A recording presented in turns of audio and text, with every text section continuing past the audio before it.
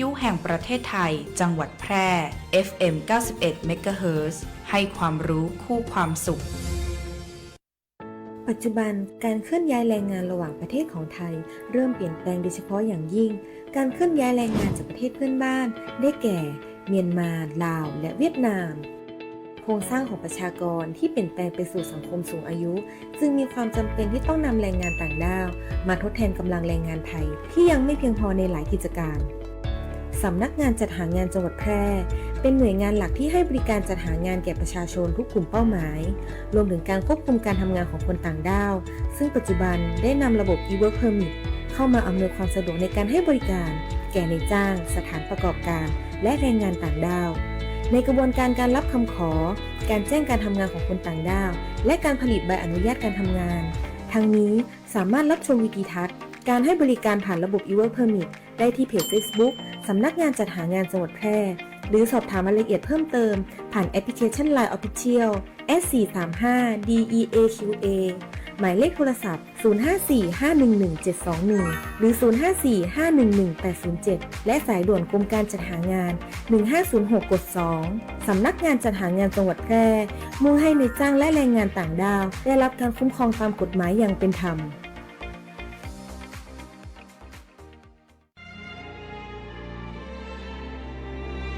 เป็นอาหยังจะได้มายะนาเศร้าๆกึดนักกะก็บ่ฮื้อกึดนักได้จะได้ก็เรื่องหนี้สินกวนใจหาตังออกก็บ่ได้เนี่ยอ้าวแล้วจะได้บ่ลองไปปรึกษากองทุนฟื้นฟูและพัฒนาเกษตรกรดูล่ะได้ขึ้นทะเบียนเป็นสมาชิกกองทุนไว้แล้วยังแน่สงสัยยังบ่ฮู้แน่ๆเลยก็ถ้าเป็นสมาชิกแล้วมีหนี้ในระบบเกี่ยวกับการเกษตรเขาสามารถยื่นขอขึ้นทะเบียนหนี้กับสำนักงานกองทุนฟื้นฟูและพัฒนาเกษตรกรสาขาแปรได้นะเขาจะให้คำปรึกษาหรือช่วยแก้ปัญหาหนี้สินของเกษตรกรตัวเนอร์โอ้ยมีจะอีตัวกะแล้วถ้าเขาบ่มีหนี้บ่มีสินดุจะมีอันหยังมาส่งเสริมสนับสนุนเกษตรกรพ่องมีเหมือนกันนะเขาก็ไปสมัครเข้าองค์กรหรือจัดตั้งกลุ่มใหม่ร่วมกันบ่น้อยกว่า50คนก็ได้แล้วก็ไปขอรายละเอียดยื่นเสนอแผนและโครงการเพื่อฟื้นฟูและพัฒนาอาชีพของเขาแต่แล้วเขาจะไปติดต่อตังใดอ๋อสำนักงานกองทุนฟื้นฟูและพัฒนาเกษตรกรสาขาแปรตั้งอยู่ตรงข้ามธนาคารออมสินสาขากาดน้ำทองตำบลนาจักอำเภอเมืองแปรจังหวัดแปรโทร054-534-381 หรือ 080-067-1185 เกษตรกรที่ไปติดต่อบ่ได้เสียการใช้จ่ายใดๆทั้งสิ้นนะเจ้าซื้อประกันภัยไม่ต้องรีบแค่เช็คชัดชัวร์ก็ลดเสี่ยง 1. เช็คใบอนุญาตตัวแทนและนายหน้าผ่านเว็บไซต์คปภ. 2. ชัดอ่านใบเสนอขายและรายละเอียดความคุ้มครองกรมธรรม์ประกันภัยให้ครบถ้วน 3. ชัวร์ช่องทางชำระเบี้ยจ่ายตามที่บริษัทรับรองอย่าลืมเก็บหลักฐานไว้ 3 ขั้นตอนง่ายๆสำหรับการซื้อประกันภัยครั้งต่อไปคนกลางโปร่งใสอุ่นใจได้สิทธิ์ครบสายด่วนคปภ. 1186 Line Official @OIC Connect คปภ.คุ้มครองผู้ทำประกันภัยคุ้มครองคุณสายดิบต้องระวังชอบกินลาบดิบก้อยสดเลือดสดหรือหมูกระทะที่ยังไม่สุกใช่ไหมระวังโรคไข้หูดับอันตรายถึงขั้นหูหนวกถาวรหรือเสียชีวิตได้เชื้อแบคทีเรียจากหมูดิบเข้าสู่ร่างกายทางการกินและบาดแผลหากกินหมูดิบแล้วมีไข้สูงปวดศีรษะอาเจียนคอแข็งภายใน7 วันอย่ารอช้ารีบไปพบแพทย์ทันทีป้องกันง่ายๆด้วยคาถาสุกร้อนสะอาดกินหมูปรุงสุกเท่านั้นแยกเขียงแยกตะเกียบระหว่างของดิบและของสุกด้วยความห่วงใยจากสำนักงานป้องกันควบคุมโรคที่ 1เชียงใหม่กรมควบคุมโรคกระทรวงสาธารณสุข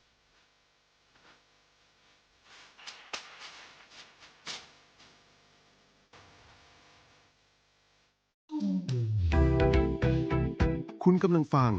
FM 91 เมกะเฮิรตซ์สถานีวิทยุกระจายเสียงแห่งประเทศไทยจังหวัดแพร่ให้ความรู้คู่ความสุข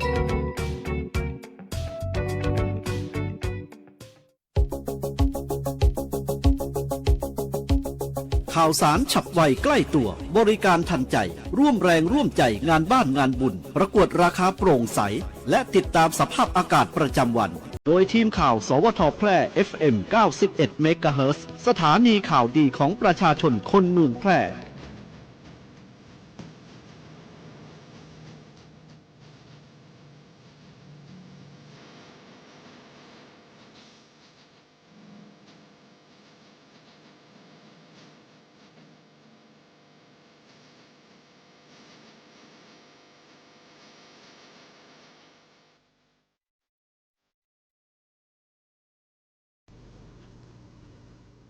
สวัสดีครับสถานีวิทยุกระจายเสียงแห่งประเทศไทยจังหวัดแพร่เสนอข่าวท้องถิ่นประจำวันศุกร์ที่ 21 สิงหาคม พุทธศักราช 2569 โดยมีหัวข้อข่าวดังนี้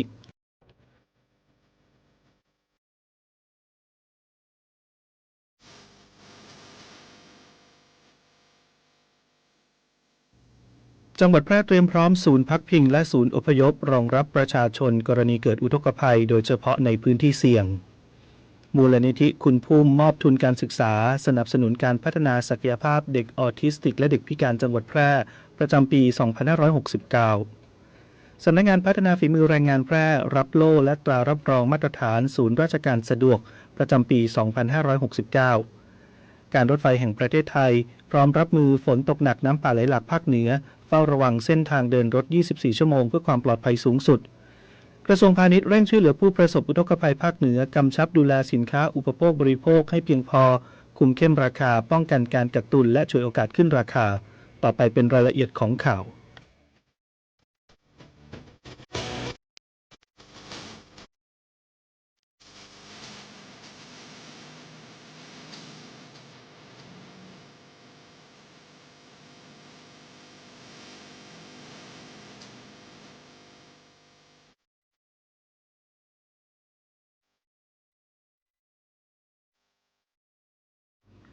จังหวัดแพร่เตรียมพร้อมศูนย์พักพิงและศูนย์อพยพรองรับประชาชนกรณีเกิดอุทกภัยโดยเฉพาะในพื้นที่เสี่ยงนายสมชัยเลิศประสิทธิพันธ์ผู้ว่าราชการจังหวัดแพร่กำชับหน่วยงานที่เกี่ยวข้องให้เตรียมความพร้อมรองรับสถานการณ์อุทกภัยอย่างใกล้ชิดเตรียมความพร้อมด้านสถานที่พักพิงและศูนย์อพยพเพื่อรองรับประชาชนที่อาจได้รับผลกระทบจากสถานการณ์อุทกภัยโดยเฉพาะประชาชนในพื้นที่เสี่ยงรวมถึงเด็กผู้สูงอายุผู้ป่วยติดเตียงและกลุ่มเปราะบางให้สามารถเข้าถึงสถานที่พักพิงและได้รับการดูแลอย่างปลอดภัยและทันท่วงทีหากเกิดสถานการณ์ฉุกเฉินพร้อมบูรณาการการทำงานร่วมกันทั้งฝ่ายปกครององค์กรปกครองส่วนท้องถิ่นหน่วยงานด้านสาธารณสุขหน่วยงานด้านสังคมและภาคส่วนที่เกี่ยวข้องเพื่อให้การช่วยเหลือและการอพยพประชาชนเป็นไปอย่างรวดเร็วและมีประสิทธิภาพสำหรับสถานที่ที่จังหวัดแพร่เตรียมไว้รองรับผู้ประสบอุทกภัยคือที่โรงยิม 1,000 ที่นั่งองค์การบริหารส่วนจังหวัดแพร่อำเภอเมืองแพร่สามารถรองรับประชาชนได้ประมาณ100คนนอกจากนี้สำนักงานพัฒนาสังคมและความมั่นคงของมนุษย์จังหวัดแพร่ได้เตรียมศูนย์พักพิงชั่วคราวเพื่อรองรับกลุ่มเปราะบางและประชาชนที่รับผลกระทบได้แก่บ้านพักเด็กและครอบครัวจังหวัดแพร่บ้านบุญเจริญตำบลแม่ลายอำเภอเมืองแพร่สามารถรองรับได้ประมาณ20คนและศูนย์พัฒนาราษฎรบนพื้นที่สูงจังหวัดแพร่หมู่ที่2บ้านปงตำบลเหมืองหม้ออำเภอเมืองแพร่สามารถรองรับได้ประมาณ10คน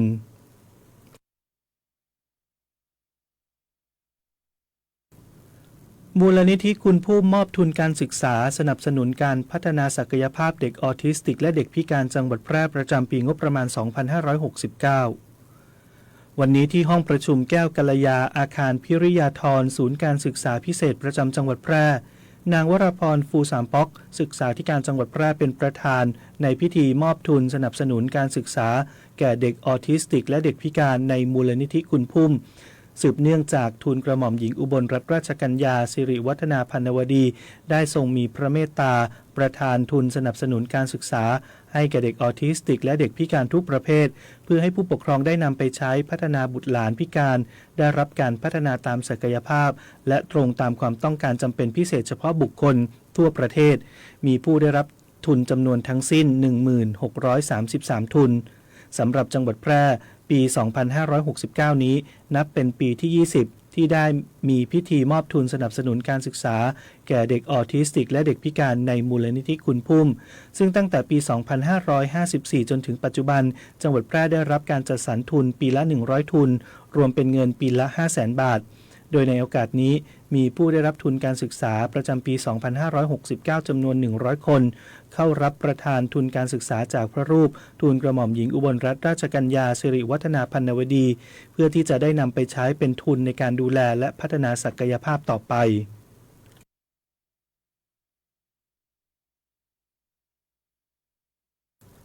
สำนักงานพัฒนาฝีมือแรงงานแพร่รับโล่และตรารับรองมาตรฐานศูนย์ราชการสะดวกประจำปี 2569 นายจักริดวิมลปัญญาธรผู้อำนวยการสำนักงานพัฒนาฝีมือแรงงานแพร่เข้ารับมอบโล่และตรารับรองมาตรฐานการให้บริการของศูนย์ราชการสะดวกประจำปี 2569 จากนายทรงศักดิ์ทองศรีรองนายกรัฐมนตรีซึ่งเป็นประธานในพิธีมอบโล่และตรารับรองมาตรฐานณห้องอัศวินแกรนด์บอลรูมโรงแรมอัศวินแกรนด์คอนเวนชั่นกรุงเทพมหานครสำหรับปี 2569 กรมพัฒนาฝีมือแรงงานมีหน่วยงานเข้ารับมอบโล่และตรารับรองมาตรฐานการให้บริการศูนย์ราชการสะดวกรวม 20 แห่งแบ่งเป็นระดับก้าวหน้า 4 แห่งและระดับพื้นฐาน 16 แห่งสะท้อนถึงความมุ่งมั่นของหน่วยงานในการยกระดับคุณภาพการให้บริการภาครัฐโดยเน้นให้ประชาชนได้รับบริการที่สะดวกรวดเร็วเข้าถึงง่ายและมีมาตรฐานตลอดจนสร้างความเชื่อมั่นแก่ประชาชนที่มาติดต่อราชการการได้รับโล่และตรารับรองมาตรฐานครั้งนี้ถือเป็นการเชิดชูเกียรติแก่สำนักงานพัฒนาฝีมือแรงงานแพร่และเป็นการรับรองในการให้บริการประชาชนรวมถึงบุคลากรที่ร่วมกันพัฒนาระบบการให้บริการประชาชนมาอย่างต่อเนื่องพร้อมเดินหน้าปรับปรุงให้บริการอย่างมีประสิทธิภาพตอบสนองความต้องการของประชาชนมากยิ่งขึ้น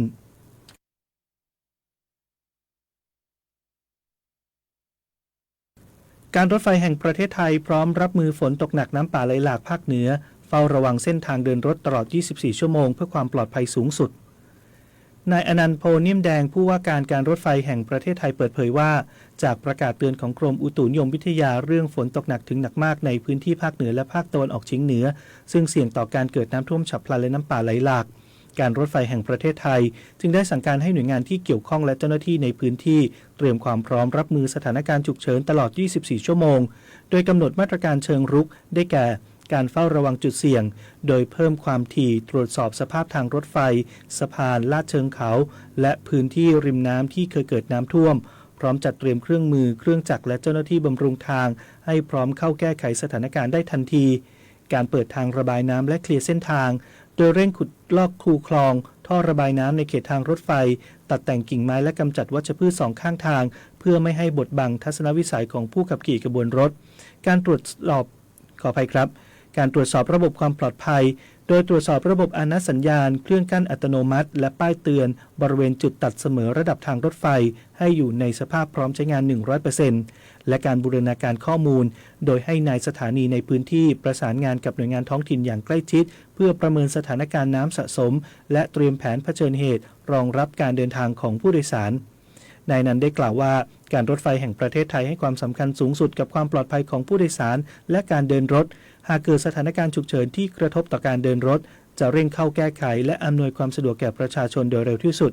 พร้อมปรับแผนการเดินรถให้สอดคล้องกับสถานการณ์จริงเพื่อลดผลกระทบต่อผู้ใช้บริการ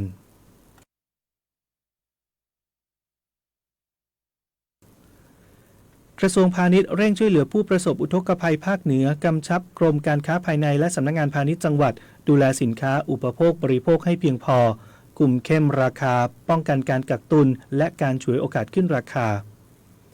ร้อยตรีจักรายอดมณีรองปลัดกระทรวงพาณิชย์เปิดเผยว่าจากสถานการณ์อุทกภัยน้ำป่าไหลหลากและดินถล่มในจังหวัดน่านโดยเฉพาะอำเภอปัวท่าวังผาเวียงสาภูเพียงสันติสุขและอำเภอเมืองน่านส่งผลกระทบต่อประชาชนกว่า 4,500 ครัวเรือนรวมถึงจังหวัดพะเยาในพื้นที่อำเภอปงซึ่งเกิดน้ำล้นตลิ่งและน้ำป่าไหลหลากกระทบบ้านเรือนและเส้นทางสัญจรในหลายพื้นที่โดยนางสุภจีสุธรรมพันธ์รองนายกรัฐมนตรีและรัฐมนตรีว่าการกระทรวงพาณิชย์มีความห่วงใยประชาชนได้สั่งการให้กรมการค้าภายในและสำนักงานพาณิชย์จังหวัดเร่งช่วยเหลือประสานหน่วยงานและภาคส่วนที่เกี่ยวข้องระดมอาหารน้ำดื่มและสิ่งของจำเป็นส่งมอบให้กับประชาชนพร้อมสำรวจความต้องการเพื่อจัดหาและส่งมอบให้ทันต่อสถานการณ์พร้อมกันนี้ยังกำชับสำนักงานพาณิชย์จังหวัดติดตามปริมาณและราคาสินค้าจำเป็นอย่างใกล้ชิดโดยเฉพาะน้ำดื่มอาหารแห้งและสินค้าอุปโภคบริโภคให้มีเพียงพอและราคาเป็นธรรม รวมทั้งกำชับผู้ประกอบการห้ามฉวยโอกาสขึ้นราคากักตุนหรือปฏิเสธการจำหน่ายสินค้าโดยเด็ดขาดขณะที่พื้นที่เสี่ยงทั่วประเทศให้ติดตามสถานการณ์ต่อเนื่องและพร้อมเข้าดูแลทันทีหากเกิดผลกระทบทั้งนี้ประชาชนที่ไม่ได้รับความเป็นธรรมด้านราคาหรือปริมาณสินค้าสามารถร้องเรียนได้ที่สายด่วนกรมการค้าภายใน1569หรือที่สำนักงานพาณิชย์จังหวัดทั่วประเทศสวัสดีเจ้าน้ำตาลพิษคณะนะเจ้าขอเชิญชวนฮีโร่เจ้าประจำตีสัญญาว่าจะมาบริจาคเลือดตึง3 เดือนและคนตีมาบริจาคเตือแรกอยากให้อยู่ด้วยกันเป็นหมื่นๆส่วนคนตีหายไปหมู่เฮายังรอคุณปิกมาหาเสมอเนอะเจ้าสำหรับไผที่ยังบ่เคยบริจาคเลือดมาลองเป็นผู้ฮื้อและมาเป็นครอบครัวเดียวกันเนอะเจ้าเพราะทุกวินาทีคือโอกาสช่วยชีวิตการฮื้อเลือดเลยเป็นเรื่องที่รอวันผูกบ่ได้ติดตาม Give But Now ฮื้อเลือดฮื้อได้ฮื้อเลยได้ทุกแพลตฟอร์ม Official ของศูนย์บริการโลหิตแห่งชาติสภากาชาดไทยเจ้าเลิกคุยกับคนทั้งอำเภอเพื่อเธอคนเดียวพี่นี่มันเข้าพรรษาไม่งดเหล้าบ้างเหรอไม่หัวใจพี่อ่อนแองดเหล้าเข้าพรรษาไม่พักใจก็พักตับพักไตบ้างเถอะครับทุกครั้งที่ดื่มเซลล์ตับยิ่งทำงานหนักและถูกทำลายมากขึ้นเกิดภาวะพังผืดและเป็นแผลในเนื้อเยื่อตับใจไม่แข็งตับแข็งนะครับกฎหมายง่ายจังแค่ฟังก็เข้าใจโดยสำนักงานกิจการยุติธรรมตอนที่สปก.ซื้อขายได้ไหมเอาอาเลิมมีอะไรวิ่งหน้าตึงมาเลยนะฉันจะเอาที่สปก.ขายให้เจกนะสิหลานฉันมันเป็นหนี้นอกระบบจะถูกกระทืบตายแล้วให้ย่าใจเย็งที่สปก.น่ะบังซื้อขายกังไรรวยเหลืออาเลิมที่ดินสปก.ซื้อขายไม่ได้นะคะกฎหมายปฏิรูปที่ดินเพื่อเกษตรกรรมว่าไว้ใครที่รับสิทธิ์ทำกินในที่ดินสปก.ไม่สามารถแบ่งแยกหรือโอนสิทธิ์ในที่ดินให้คนอื่นเว้นแต่เป็นการตกทอดมรดกแก่ทายาทโดยธรรมหรือลูกหลานและหากใครซื้อขายที่ดินสปก.ถือเป็นโมฆะและไม่สามารถเรียกเงินคืนได้นะคะฉะนั้นอย่าซื้อขายที่ดินสปก.ดีกว่าค่ะว่าไม่กล้าซื้อหรอกอาเลิมพาหลังไปสำนักงานยุติธรรมจังหวัดลีกว่านะเข้าช่วยไล่หากสงสัยเรื่องกฎหมายหรือได้รับความไม่เป็นธรรมติดต่อสำนักงานยุติธรรมจังหวัดทั่วประเทศหรือโทรสายด่วนยุติธรรม1111กด77นะจะบอกให้ผมคิดว่าลองเสพแล้วมันจะไม่เป็นอะไรหรือเปล่าไม่ผมเสียทั้งความไว้ใจและเสียอนาคตชีวิตอาจพลาดแต่ไม่ควรถูกทิ้งผู้ติดยาเสพติดสามารถเข้ารับการบำบัดรักษาและฟื้นฟูในสถานพยาบาลของรัฐเพื่อเริ่มต้นชีวิตใหม่ได้อีกครั้งพลาดได้รักษาได้ชีวิตไปต่อด้วยความปรารถนาดีจากสำนักงานประชาสัมพันธ์ที่ 3 กรมประชาสัมพันธ์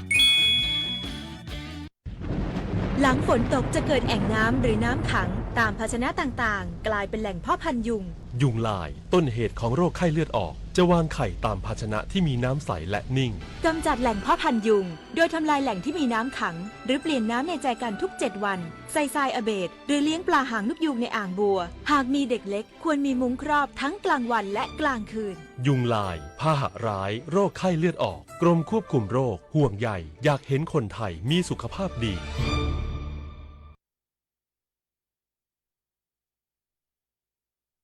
ติดตามสภาพอากาศประจำวันจากสถานีอุตุนิยมวิทยาแพร่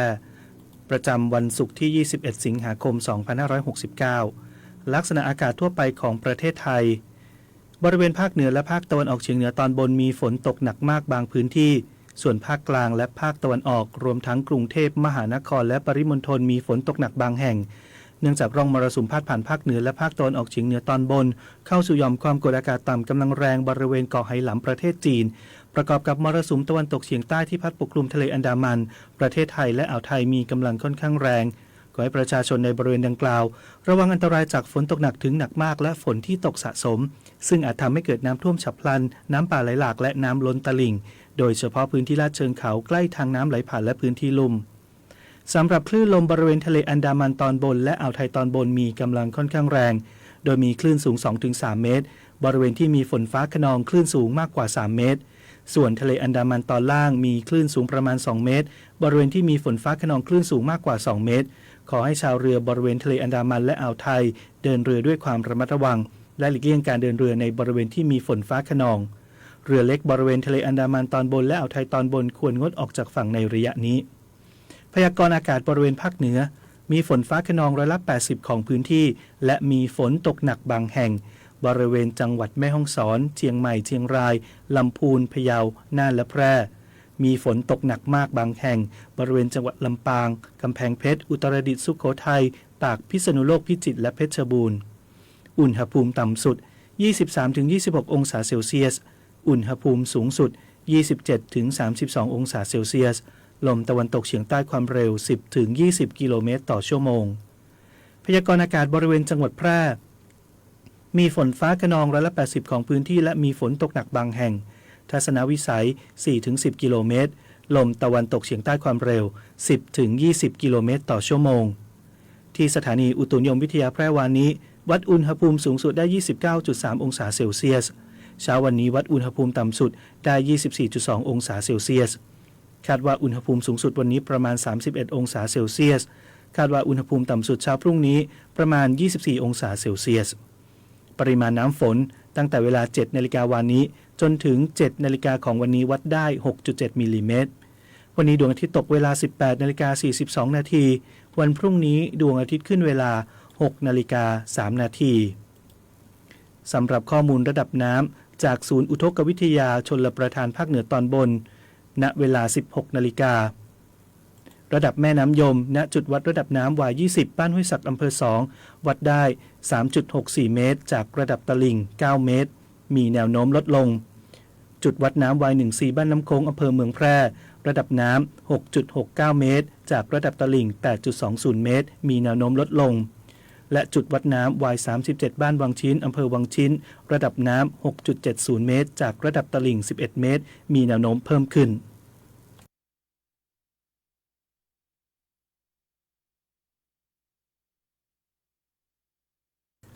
เชิญชวนคนไทยร่วมใจใช้พลังงานอย่างพอดีเช็คสภาพรถก่อนออกตัวลดการกินน้ำมันจบข่าวธนชัยสุวรรณกาศอ่าน